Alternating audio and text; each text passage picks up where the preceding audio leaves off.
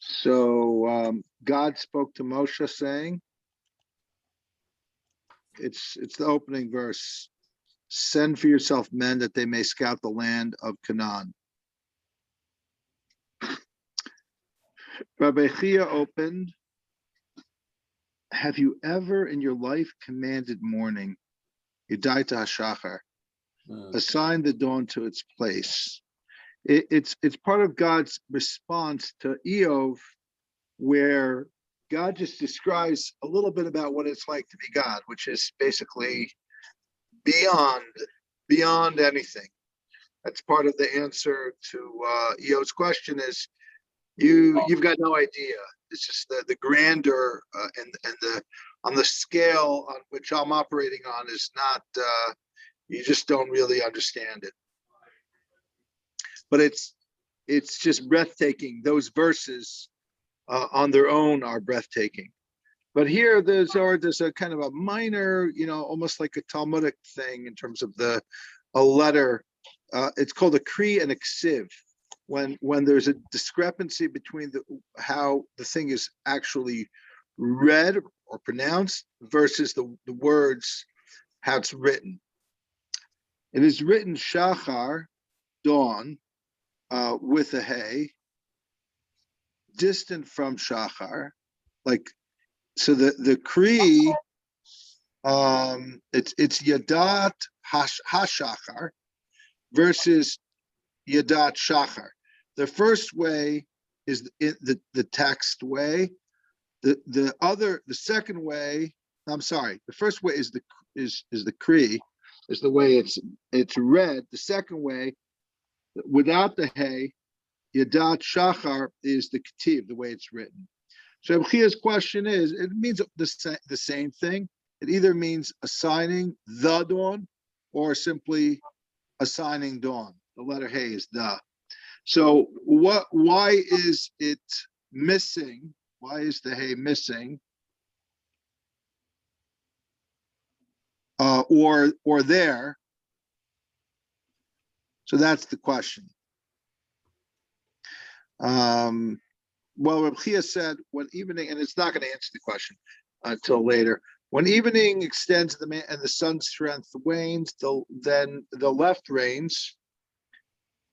Judgment prevails in the world, and the night spreads. We talked about this a number of times in the Zohar. This concept of the Sefirot being aligned with the times of the day. So as the sun is setting, it's a time of judgment. Then a person must direct his intentions towards his God. Okay, so you want to read those notes? So the first note on the verse, the full verse says, Hashem spoke to Moshe, saying, send for yourself men that they may scout the land of Canaan, which I'm giving to the children of Israel. One man each for his father's tribe. You are to send every one of them a chieftain. And then the second note on the verse from Job, the quotation is from God's speech to Job out of the whirlwind. Have you ever in your life commanded the morning, assigned the dawn, its place to seize the corners of the earth so that the wicked will be shaken from it? The wording Yidata Shachar, assign the dawn, represents the Masoretic text as it is read. The alternative wording Yidata Shachar, assign the dawn, represents the text as written, known as Ketiv. Here, Rabbi Chia first quotes the former wording, assign the dawn, and then asks why the later wording with the letter Hey is separated from Shachar, dawn. His answer appears eventually at note 13. And then when evening extends, the sun symbolizes Tiferes. As the sunlight begins to fade, the powers of judgment on the left begin to dominate. Then is the time to recite Mincha in order to assuage judgment. On the quality of the time of Mincha and the assuagement of judgment, see plenty of other places in the Zohar and other places. Yeah. Okay, next page. Thank you, Zev. For Rabbi Yesa said, when the sun declines and weakens, one opening and the sun opens and his potency is drawn in. Okay.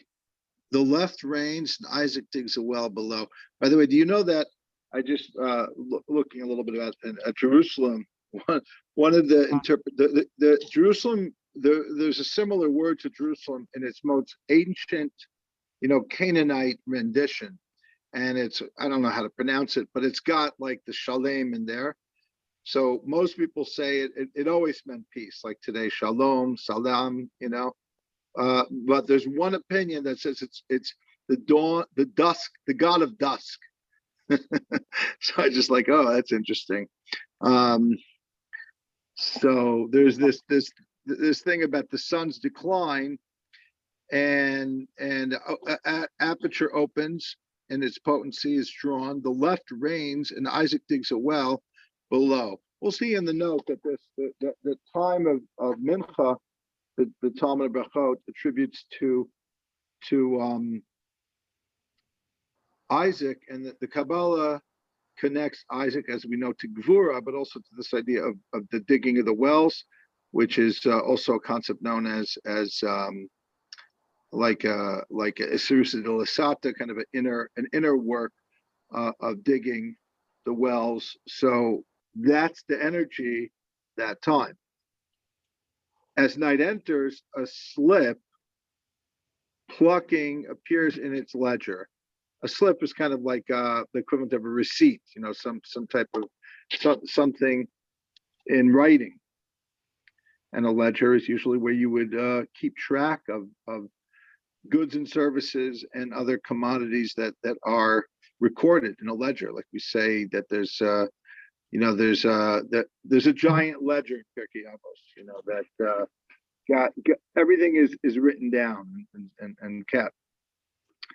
And numerous ravaging bands are cast into the world, all roaming in confusion, moving about and toying with souls of the wicked, disseminating false information to them, and sometimes true. This is very Talmudic. We'll see the references to various things in the Talmud, as well as demonic, obviously, and psychological in terms of the frighteningness of the night, this idea of this being making a deal with the devil for information that isn't necessarily accurate. If anyone is found amongst them, they are authorized to harm him. And all inhabitants of the world are absorbed in sleep, tasting a taste of death, as we have already established. Okay, go ahead and read those notes, Sev. Isaac digs a well below. This patriarch symbolizes Gevurah, whose flow emanation reaches Shekhinah, symbolized by a well. On Isaac digging a well, see Genesis. I guess that's in Toldos. According to rabbinic tradition, Isaac instituted Mincha. Rabbi Yossi, son of Rabbi Hanina, said the patriarchs instituted the prayers. Abraham instituted the morning prayer, Isaac instituted the afternoon prayer, and Yaakov instituted the evening prayer. And then the next note on as night slips, or I guess until the end of the paragraph there, judgment prevails and a decree appears in the heavenly ledger, authorizing harsh forces to pluck the wicked. These ravaging bands convey false information via dreams, interspersed with occasional accurate messages. Any person who ventures out alone at night becomes vulnerable. The expression "toying with souls of the wicked" likely alludes to sexual arousal. According to Talmud and Brachos, angels convey prophetic dreams, whereas demons convey false ones. In the Zohar, demonic forces often convey false information through deceitful dreams, while if the information is accurate, it usually concerns only events that are soon to unfold. And it gives sources in the Zohar. On the demon's limited knowledge of the future, it gives other sources, and on sleep being a taste of death, it mentions that Talmud Bracha says that sleep is 1/60th of death. Then there's more stuff in the Zohar on that idea. The phrase "slip plucking" renders pitka de kutpa. Pitka is a slip, a memorandum, name slip carried by the angel of death. It derives from the Greek pitakion, a tablet, a written message, or a note.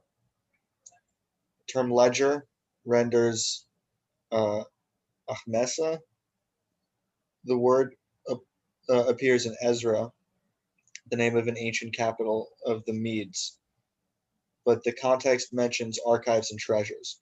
Thereupon, at the order of King Darius, they searched their archives, literally house of books, where the treasures were stored in Babylon, and the citadel of Achmeta in the province of Media. A scroll was found, which a memorandum was written. Rashi and Ibn Ezra quote an interpretation of Achmeta as a vessel for letters and scrolls.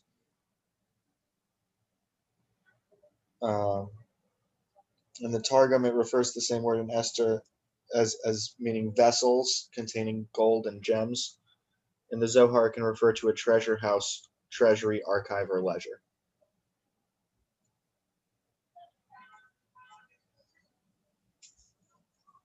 I think you're muted, Rabbi. Thanks, Seb. Just a couple things here.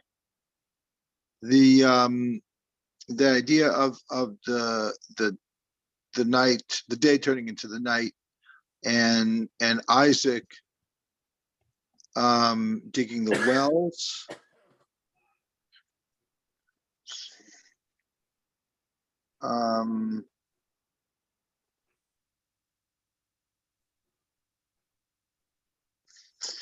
It's interesting because there is an idea in the Talmud that's called the Mincha Katana, the Mincha Gadol, the Mincha Katana, the different time periods for Mincha. So there's basically the early Mincha, the later Mincha, and then the later Mincha, and then when you just missed it but can maybe still do it anyway. And I'm kind of thinking that one Talmudic dispute would be reconciled about, are we doing mincha in the place of the Tamid Shel Bein Arbaim, the afternoon daily offering, or is it more because that Isaac instituted it? And one of the differences will be is the emphasis on the end of the day or the second half of the day. That's just something to because here it's clearly the emphasis of the end of the day as the day is slipping away. It has halachic ramifications, which is interesting because we seem to follow the influence of the Zohar here. I'm going to make a suggestion. Obviously, it's not contradicting the Talmud, but it is kind of picking a side in the Talmud. One of the ways to understand the power of the Zohar isn't necessarily its ability to argue against the Talmud. It can, but it's not generally regarded with the same authority in terms of halacha. But it's to influence our understanding of the Talmud when there's multiple opinions. So that's just one thought on that. Another thought in terms of the Talmud on Brachot, I know Danny Matt is bringing Babylonian Talmud about angels and prophetic dreams, and that's very interesting. Another thing to think about is the Talmud talks about how there is this concept of talking to dead people and dead people talking to each other, the spirit world. And there's a prolonged conversation for like two pages, 3 pages maybe, about whether dead people know everything, and if you know how to, so to speak, communicate with them, you could get that information or not. And the Talmud basically brings all these proofs that they seem to know things, and the rejoined the response to those proofs is, well, maybe they know some things, maybe they know only something they just heard. They communicate, but they're not all knowing. So it does fit in here a little bit with that as well. Okay, let's continue. Come and see.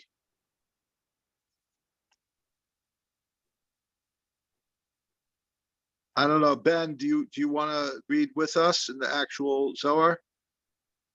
I could, but I'd have to know where we are. Yes, that's why I'm asking. If we're we're Parshat Shelach Lecha, towards the beginning. We just began. It's Chelak Gimel 170, 156b. 156. Okay. Yeah, it's the beginning of Shelach. 156b.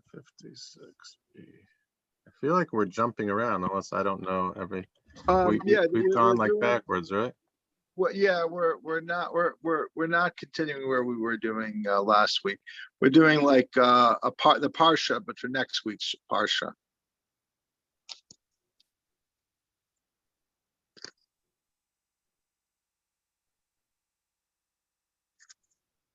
Any luck?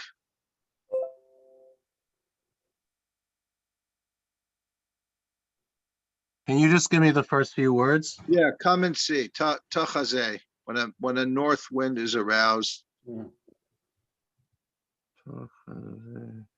yeah, got it. Should I go first? Yeah, Then go ahead, you? go first. Okay. Sure. Kad ita ruach tzafon kedain eskabla knesses Yisrael b'smala v'schabora kachada b'shari b'dro b'sra. Come and see. When a north wind is aroused, assembly of Israel is received by the left, and they join as one, and she settles in the arm in her place. V'kutsha berichu ase l'ishtasha im tzadikaya de beginta de Eden. And the Blessed Holy One comes to delight with the righteous in the Garden of Eden. Ukedain kolman diyata l'milei ba'araisa ba'hushata. And whoever awakens unto study Torah participates with her. Ha'ishtataf b'hada begin dihi v'kol uchlusin dila mishabchan l'malka ilah. For she sits with all her cohorts and praises the supernal King. Very similar to the piece we did about Shavuos, getting ready the bride of the prince for the wedding, and all those engaged in the celebration go on. V'kol inu d'ishtakacho b'tishpachta da'araisa kol uksivim b'bnei hachala. And all those engaged in the celebration of the Torah are all recorded amongst the members of the palace. V'ikram b'shmeon v'ilan rishimon b'yamama. And they're called by name, and they're distinguished during the day. Okay, let's see. Zev, you want to read the note 6? It's a biggie. Yeah. When the north wind is aroused. At midnight, when the divine couple begins to unite, Shekhinah, known as the Assembly of Israel, is embraced by Gvora, the divine left arm, symbolized by the direction north, and the Blessed Holy One delights with the souls of the righteous in the Garden of Eden. This is an auspicious time for devotees to rise from sleep and engage in Torah, thereby participating with the Shekhinah and praising the divine King. See in Talmud Brachos in the name of Rabbi Shimon the Chassid. There was a harp suspended above King David's bed. As soon as midnight arrived, a north wind came and blew upon it, and it played it by itself. He immediately arose and engaged in Torah until the break of dawn. In the Zohar, this legendary custom is expanded into a ritual which parallels the midnight vigil common among Christian monks from early medieval times. In the Zohar, Rabbi Yehuda may be alluding to Christian practice, the nations of the world whom I have seen in the same manner. On the passage in Brachas and the midnight ritual, see also Jerusalem Talmud Brachas and lots and lots and lots of other places. It was a custom. This is from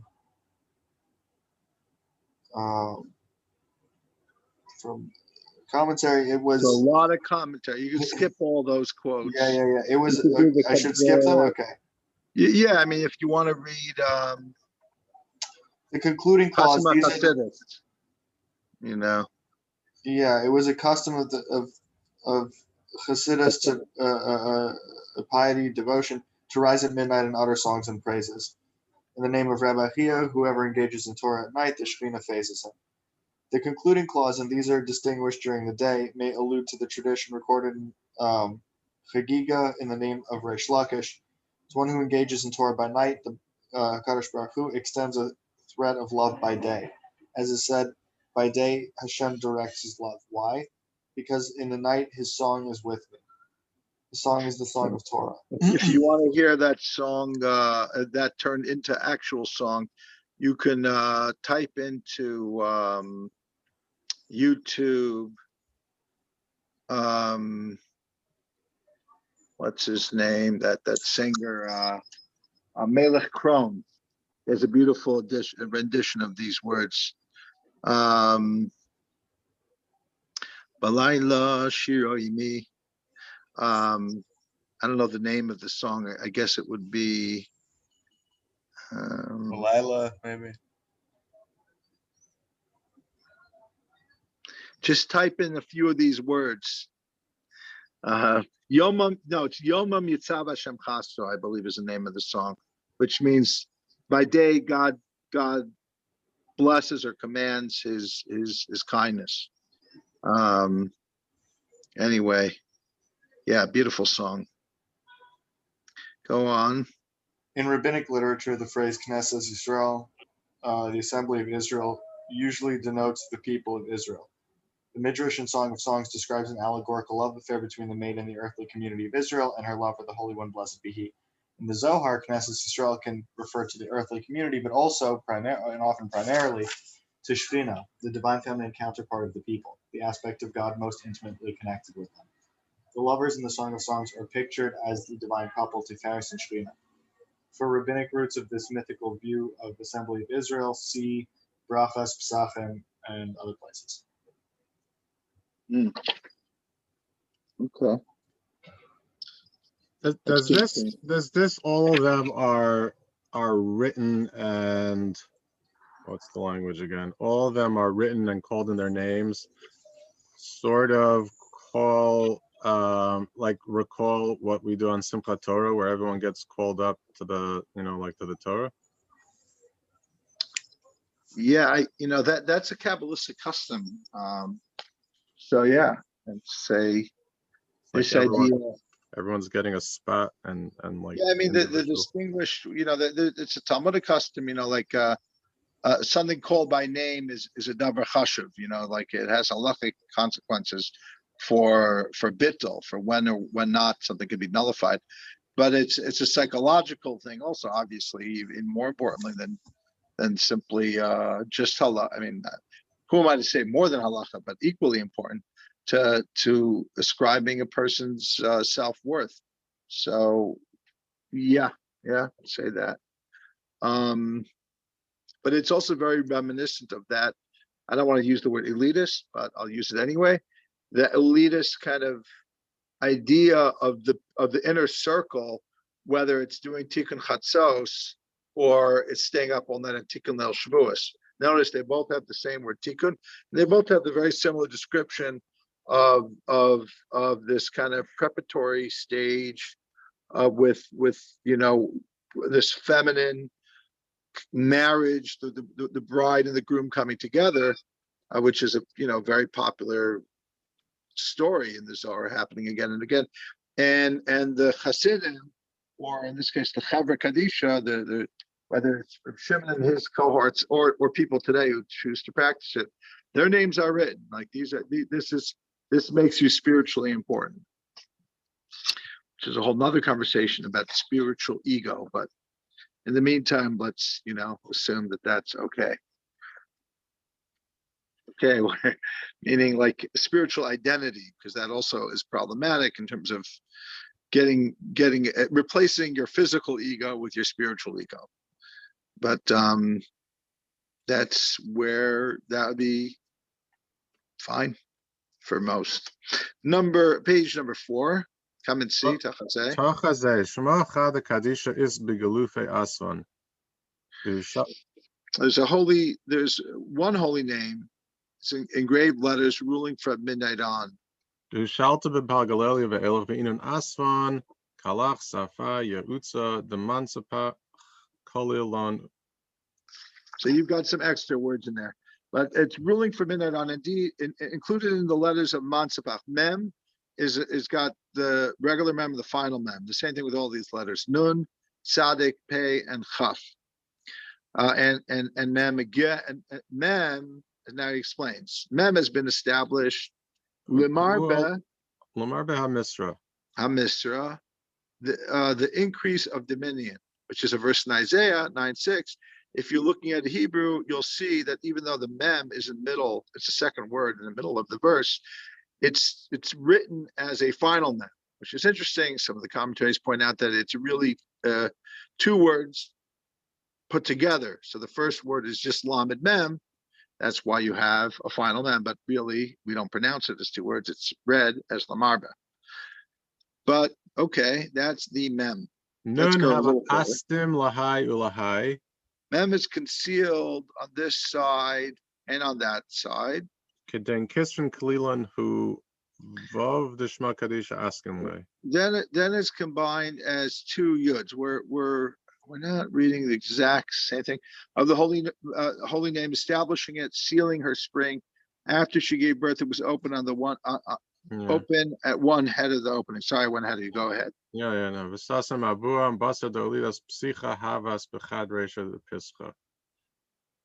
Okay, we're going to read a little bit, and maybe the note will explain why there are variant readings here, or not. When the temple was destroyed, Chadaschar Be Makdasha Astimu Mabuan Mikol Citron. springs were sealed on all sides. Va'achol Asvan Achron Ve'inun Shiva. Okay, this mem includes other letters totaling 7. Tlas Mehai Citra Va'arba Mehai Citra. 3 from this side, 4 from the other side. And we've got Kalech. 3 letters. Kaf Lamed, Chaf, which spells out Kalech. V'simen Kulach Yafa Rayasi Umum Ein Bach. Which is a mnemonic device, which is like the verse Kulach, all of you. From the verse, all of you is beautiful, my love. There's no blemish in you. Verse from Song of Songs.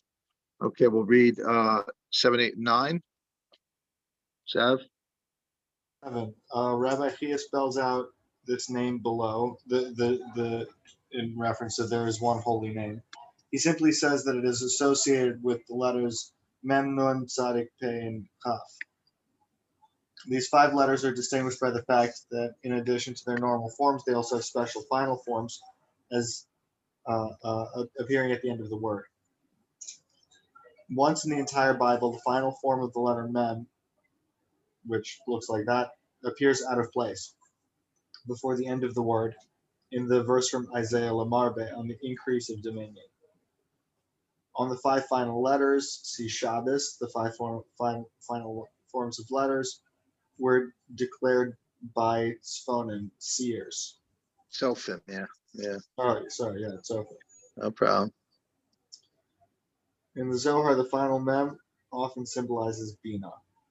On the esoteric nature of the final Mem, see Shabbos, where it says the rabbis told Rabbi Yeshua, son of Levi, children have now come to the house of study and said things unparalleled, even in the days of Yeshua, son of Nun. Open Mem and closed Mem, open saying and sealed saying. In other words, certain things you reveal and certain things that are concealed. Mm-hmm. And obviously, this also is kind of a reminder of the Sefer Yetzirah, that kind of style of talking about different letters,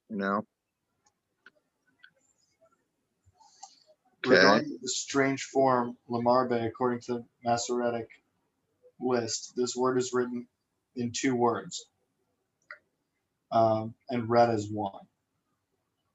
For modern scholarly discussion, it gives a number of sources and also places where there are interpretations. The Mem was concealed. Next note. Bina was concealed, including Chachma within herself. Chachma, the primordial parent, is symbolized by the letter Yud. Bina, the divine mother, gave birth to all the lower spheros, following which she was symbolized by the partially open form of the letter Mem. And then finally, on when the temple was destroyed, when this catastrophe occurred, the springs of emanation issuing from Bina were sealed. The 7 other letters may correspond to the 7 lower spheros emerging from Bina. 3 of these, Kaf, Lamed, and final Kaf, immediately precede the letter Mem in the alphabet. The other 4 are specified below. The letters Kaf, Lamed, and final Kaf constitute the opening word of the verse in Song of Songs. Okay, so we have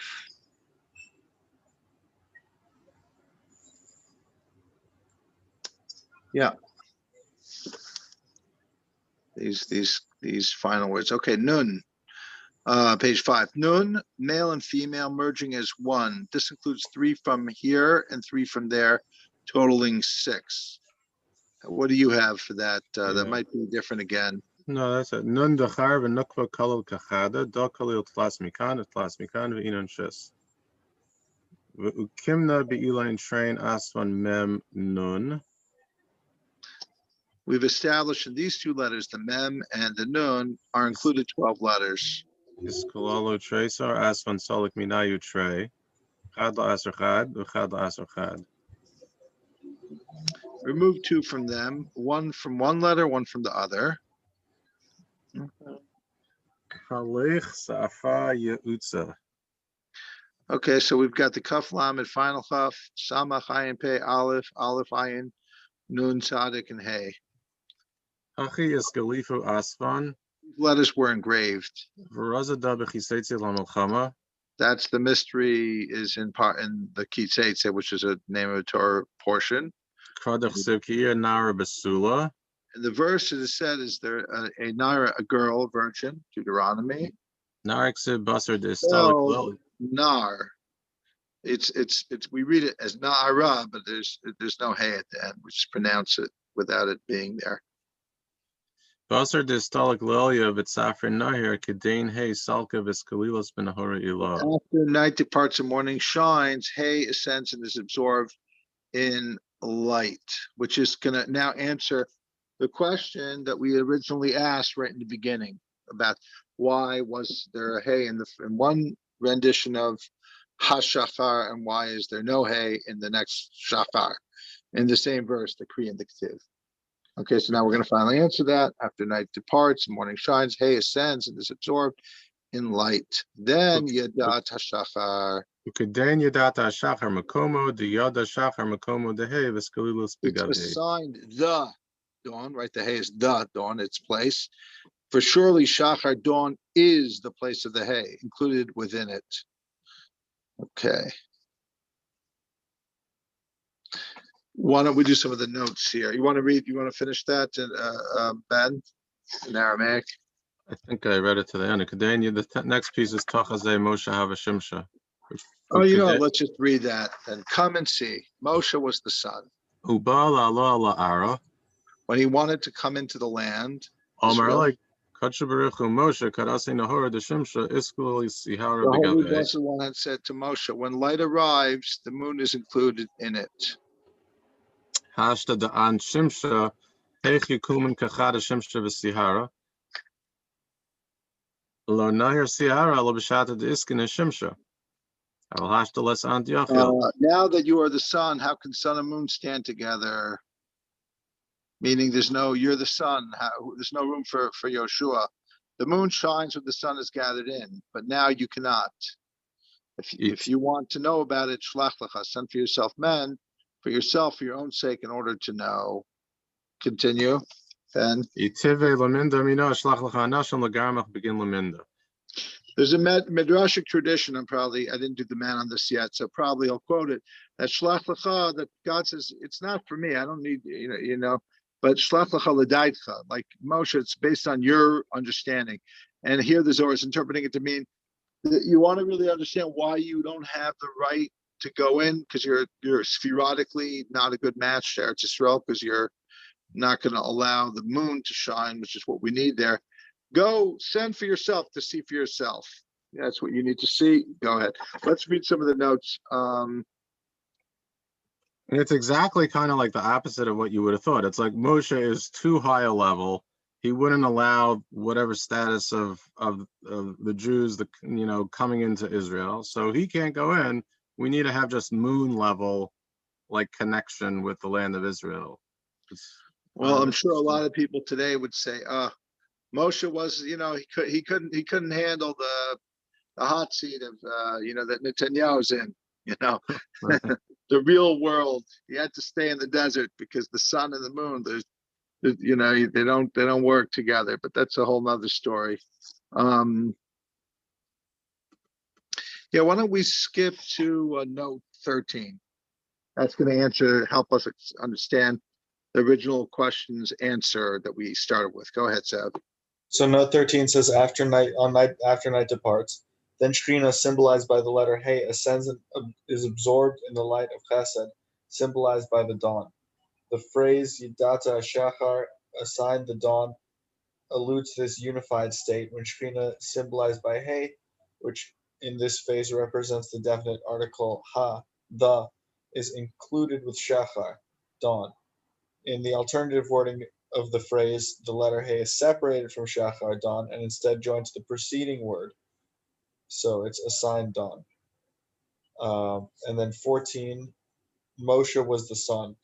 Moshe attained the rung of Tiferet, symbolized by the sun. He wanted to enter the promised land, which was associated with Shekhinah, symbolized by the moon. However, the Blessed Holy One reminded him that the light of the sun is so powerful that it absorbs and overwhelms the light of the moon. If Moshe were to enter the land, the potency of Tiferet would overwhelm Shekhinah and prevent her from manifesting her light there. Although Moshe cannot enter the land, God tells him that he can find out about it by sending scouts or spies. The biblical wording "shlach lecha," send for yourself, now implies send for your own sake. On the significance of for yourself in this verse, see Talmud Sota and other places. On the light of the sun obscuring the light of the moon, see Bereshis Rabbah and other places as well. Okay, let's go on a little bit. Come and see.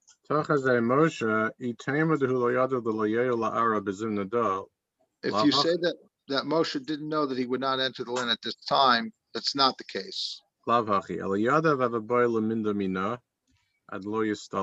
Rather, he did know that he wasn't going to go in, but he wanted to know about it before he departed.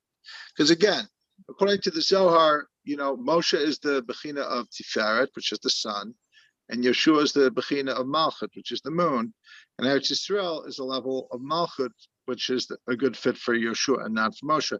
So him wanting to know it is not simply wanting to know it, like, see it, it's really pretty, but it's to know the Bechina, to really get the Madrega, the spiritual, Sephirotic level that the land represents.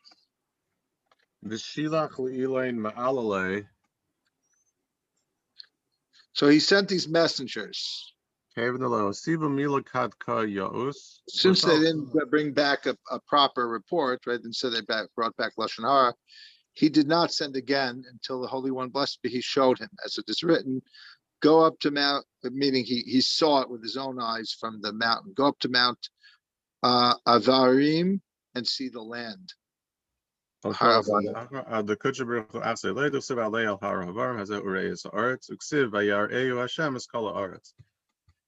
it's written that God showed him the whole land.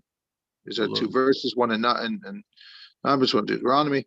Not only this, but all those who were destined to arise in every single generation, all of them he showed to Moshe, as has been said, and as the companions have established. Not only did he see the land, he saw the future. Go ahead. Now we're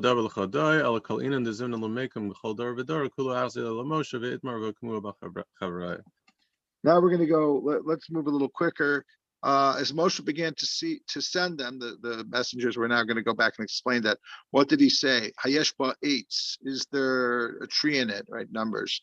That's in our Parshat 13:20, our next Parshat. Now, what was he saying? If you think that he didn't know, well, further on, this matter will be discussed. But here Moshe said, is there a tree in it? Then I know that I will enter there. What is this tree? The tree of life. And if it's not there, but rather in the terrestrial Garden of Eden, he said, is there a tree in it? Then I will enter there. And if not, I cannot. Go ahead, read that in Aramaic.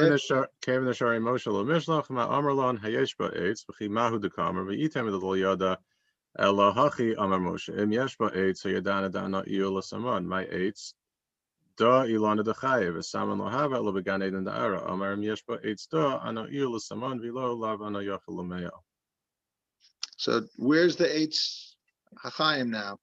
In Eretz Canaan, Eretz Yisrael, or in Gan Eden? Go ahead, Zev, notes 14. 15 and 16. 15. If you say Moshe didn't know, it was on that. Rather, he did know, even prior to sending out the scouts, that he would die before entering the promised land.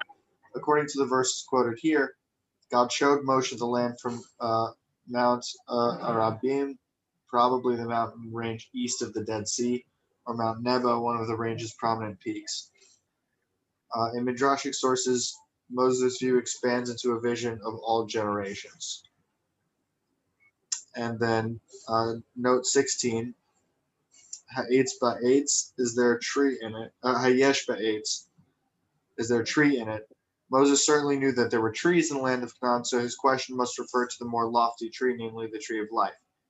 The clause further on this matter will be discussed refers to elsewhere in the Zohar. Actually, the very Coming next up page, soon, yeah. 2 pages. The full verse in Numbers reads, "What is the land like? Is it fat or lean? Hayesh ba'etz, are there trees in it? Literally, is there a tree in it or not? Exert yourselves or summon your strength. Be courageous to take some of the fruit of the land." And the season was in the season of the first ripe grapes. Okay, thank you. But Rabbi Chia said, we'll do Rabbi this Chia. one more paragraph and then we'll call it a night for the learning. Sorry we started late, but it's been good. Rabbi Chia said they found a man gathering eitzim. That's a verse, right? The Mikoshesh on the Shabbos day. What is meant here by eitzim? Wood. Yeah. What is it? What and who is this person? Well, it was Salafchad, and he was examining these trees carefully. Right, the trees we were just talking about. Which of them is greater than the other? He showed no concern for the glory of his Lord and switched one Shabbos for the other, as it is written. Rather, bechet for his own sin he died. Bechet vav, with the sin of the vav he died. Mystery of all, surely gathering eitzim trees. Consequently,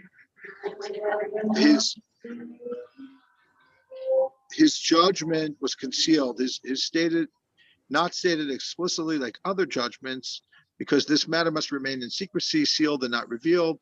So it was not mentioned openly, and the Blessed Holy One glorified his glory. Okay, why don't we, Zev, why don't you read the notes on that? Is that 15, 16? Just note 17. Oh, 17. A man gathering eitzim, wood. The simple sense of eitzim in this verse is obviously wood, but here Rabbi Chia plays on its other meaning, trees.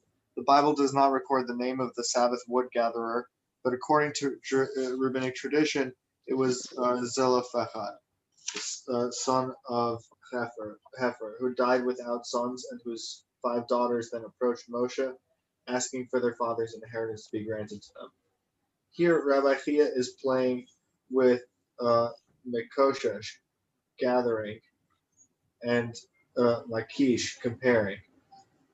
Zelophehad was thus comparing 2 sephirotic trees, the tree of life symbolizing Tiferes and the tree of knowledge symbolizing Shekhinah. Tiferes is identified with the Sabbath day, while Shekhinah represents Sabbath Eve. Zelophehad's sin was that he switched one Sabbath for the other, apparently meaning that he was elevating the status of Shekhinah above Tiferes, thereby blemishing the latter. The description of Zelophehad by his daughters in Numbers, V'cheto, for his own sin, he died. And now, According to the Zohar. Sorry? Yeah, the way the Zohar interprets it, go on. Yeah, now implied that he died V'chet Vav, for his sin of Vav, that is, for sinning against Tiferes, who is symbolized by the letter Vav. Zelophehad's sin resembles the sin of Adam, who ate from the tree of knowledge, whereas according to the Zohar, he should have united this tree, Shekhinah, with the tree of life, Tiferes. Through his tragic error, Adam separated Shekhinah from her partner and brought death into the world. This type of sin is sometimes referred to as Ikitzutz B'netiot, severing the saplings. The grave and mysterious nature of Zelophehad's sin explains why his judgment was concealed, and his punishment was not stated early in the Torah, as indicated by Numbers. They placed him under guard, for it had not been specified what should be done to him. On him being the wood gatherer, there's some sources, and also on the nature of Adam's sin. The verse in full reads, "Children of Israel were in the desert, and they found a man gathering eitzim wood on the Sabbath day." The full verse in Numbers spoken by his daughters reads, "Our father died in the desert, and he was not part of the group that banded together against Hashem along with Korach's group. Rather, for his own sin he died, and he had no sons." Great. Thank you, Zev. Thank you, Ben. That's good stuff. Yeah, it's interesting. It's really confusing all of this because the 5 daughters the Arizal states are associated with the dinim, which are gevura, which is yet another sephira in this whole process, right? And the sin of the vav, that the vav itself is the of the yud k vav k, the vav itself is seen as the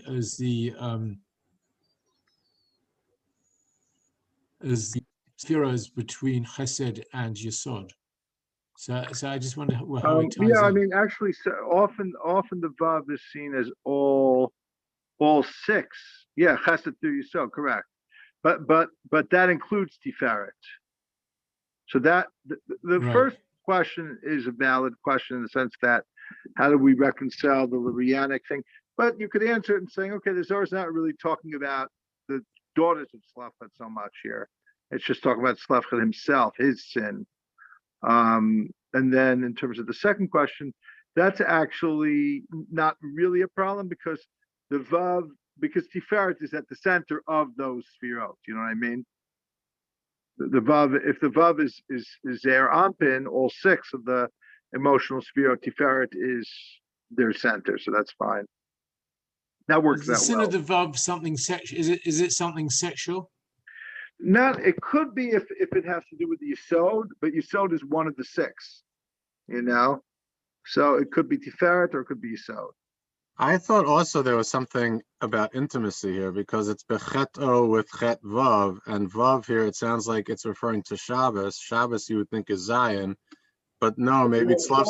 Shabbos, he's saying is this, he's doing something which the Ari does, but it's based on the Zohar, which is there's three times of Shabbos. There's three, like the sanctity of Shabbos is not all one blob of 24-hour Kedusha, which is how, we all grew up thinking Shabbos is all the same. Like there's no distinctions between Friday night and Shabbos morning and Shabbos afternoon.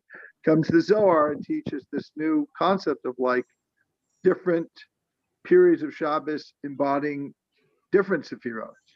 And trying to undo that, according to Zohar, is a capital offense, kind of stuff like, whoa. I thought maybe it was alluding to like Friday night is the time of intimacy, of continuity, of creating progeny. Okay, well that would make sense. Why there's intimacy then? Because it's connected to the divine feminine, the Shekhinah. Yeah, and then he only had daughters, which is actually a manifestation or reflection of some